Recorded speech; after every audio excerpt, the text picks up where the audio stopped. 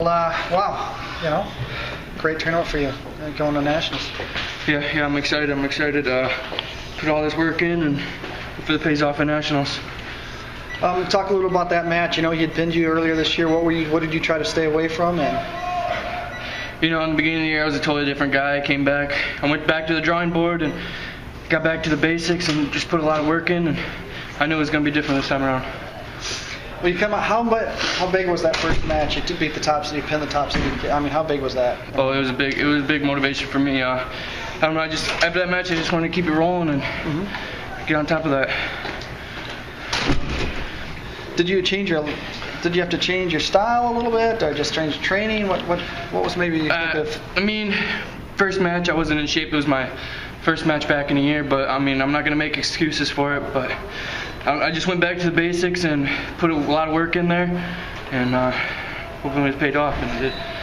What about the opportunity coming off the mat, or coming onto the mat right after Joe Colon with your teammate with a solid win right here at UNI? Did you feed off that energy? It's pretty loud in there. Yeah. Me and Joe, we go back. We're high school rivals, and we like to feed off each other, and it works. It works a lot because he's always up first, and his energy gets me going, and I just want to keep that ball rolling.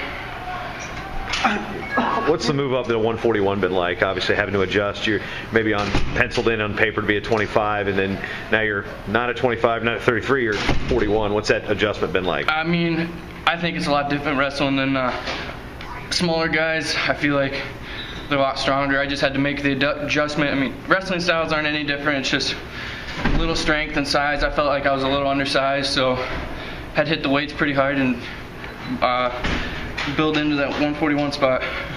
You came in here and your name probably wasn't even on the contender board, really. Did you use that a little bit as motivation? Oh yeah. I knew.